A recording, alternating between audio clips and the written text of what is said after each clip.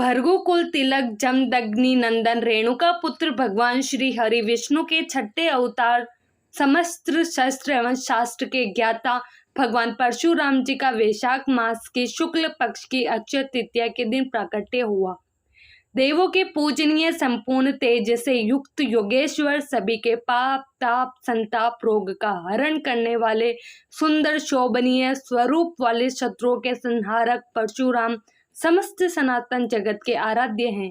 भगवान श्री हरि विष्णु जी ने अहंकार और घमंड में चूर दुष्ट राजाओं के मान मर्दन हेतु भगवान परशुराम जी के रूप में अवतार लेकर दंडित करने के लिए भगवान शिव द्वारा प्रदान अमोघ फरसे से उनके साथ युद्ध कर उन्हें 21 बार दंडित कर प्रजा को भय से मुक्त किया।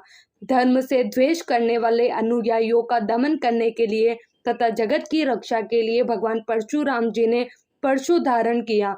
भगवान परशुराम जी सनातन मर्यादा के रक्षक हैं। जब सीता जी के स्वयंवर के समय भगवान श्री राम ने शिव धनुष तोड़ा, तब भगवान परशुराम जी के राजा जनक के राज दरबार में पधारने के अवसर पर तुलसीदास जी भगवान परशुराम जी की पावन छवि का वर्णन करते हुए कहते हैं, ऊंचे और पुष्ट कंधे हैं, छाती व भुजाएं विशाल है, सुंदर यज्ञोपवीत धारण किए, माला पहने और मर्ग चर्म लिए हैं, कमल में मुनियों का वस्त्र और 2 तरकश बांधे हैं, हाथ में धनुष बाण और सुंदर कंधे पर फरसा धारण किए हैं। जब क्रोधित हुए भगवान परशुराम जी सभा में पधारे तो सभी उपस्थित राजा भय से व्याकुल हो गए थे। भगवान शिव से उन्हें भगवान श्री कृष्ण का त्रिलोक्य विजय कवच, स्थवराज स्त्रोत एवं मंत्र कल्पतरु भी प्राप्त हुए। शस्त्र विद्या के महान ज्ञाता भगवान परशुराम जी ने भीष्म, द्रोण तथा कर्ण को शस्त्र विद्या प्रदान की। भगवान परशुराम जी ने ब्राह्मण कुल में जन्म लेकर न केवल वेद शास्त्रों का ज्ञान प्राप्त किया, अपितु क्षत्रिय स्वभाव को धारण करते हुए शस्त्रों को भी धारण किया। इससे वह समस्त सनातन जगत के आराध्य तथा समस्त शस्त्र एवं शास्त्रों के ज्ञाता कहलाए।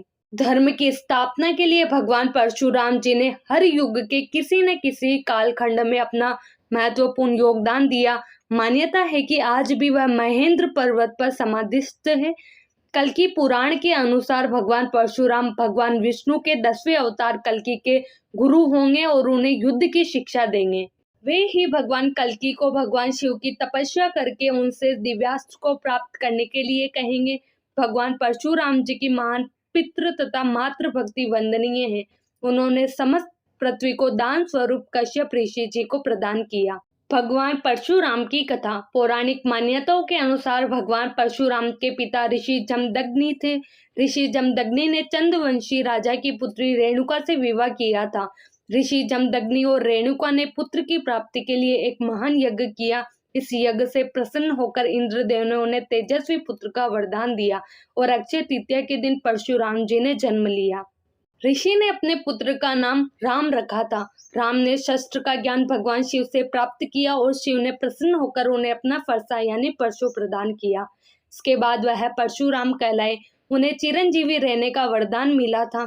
उनका वर्णन रामायण और महाभारत दोनों काल में होता है। उन्होंने ही श्री कृष्ण को सुदर्शन चक्र उपलब्ध करवाया था और महाभारत काल में भीष्म, द्रोणाचार्य और कर्ण को अस्त्र शस्त्र का ज्ञान दिया था। कैसे राम कहलाए परशुराम।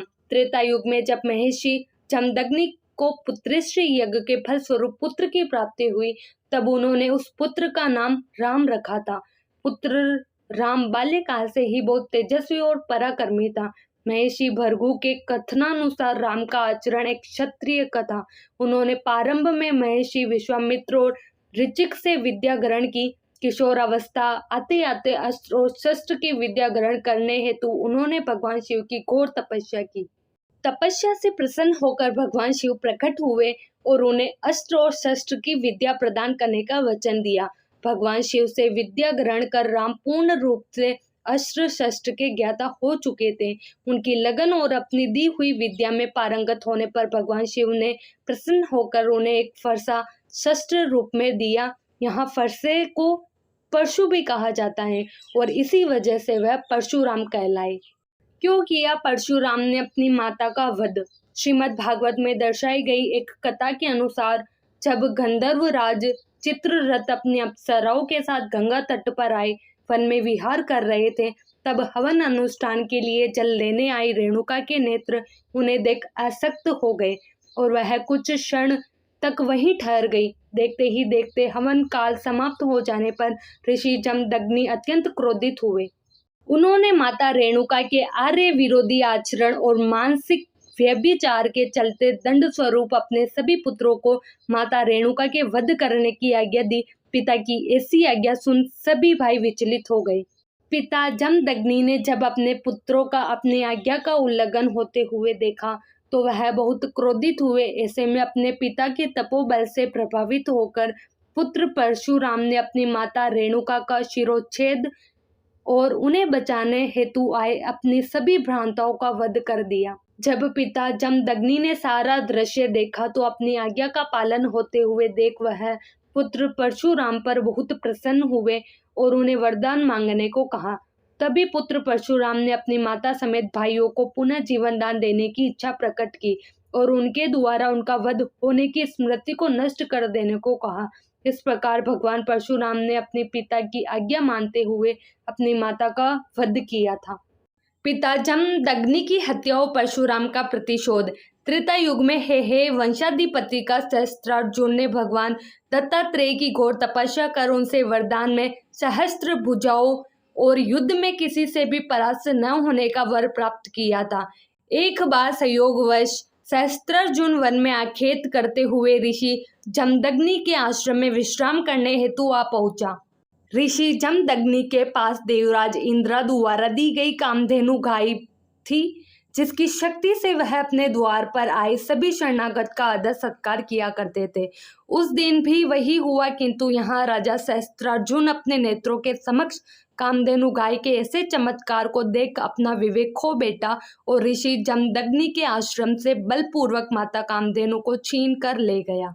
जब परशुराम को सारा वृतांत पता चला, वह राजा सहस्त्रार्जुन से माता कामधेनु को पुनः लाने चले गए और युद्ध में परशुराम ने सहस्त्रार्जुन की सारी भुजाओं के साथ उनका शीश भी धड़ से अलग कर दिया था।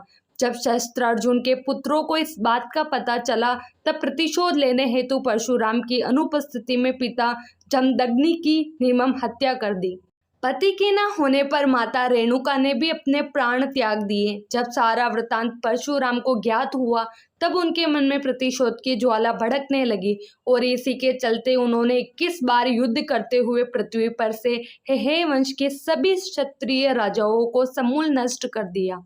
यही नहीं, वे अपने प्रतिशोध में इतने खो गए थे कि हेहे वंशी क्षत्रियों के रुधिर से स्थल तक पंचक क्षेत्र के 5 सरोवर भर दिए और पिता का श्राद्ध सहस्त्रार्जुन के पुत्रों के रक्त से किया। अंत में महर्षि ऋचिक ने प्रकट होकर परशुराम को ऐसा घोर कृत्य करने से रोका। अपने कृत्य का ज्ञान होने पर उन्हें बहुत ज्ञानी की अनुभूति हुई। तभी उन्होंने अश्वमेघ यज्ञ का आयोजन किया और सप्तद्वीप युद्ध पृथ्वी महर्षि कश्यप को दान कर दी। यही नहीं, उन्होंने देवराज इंद्र के समक्ष अपने शस्त्र त्याग दिए और सागर द्वारा उच्छिष्ट भूभाग महेंद्र पर्वत पर आश्रम बनाकर रहने लगे।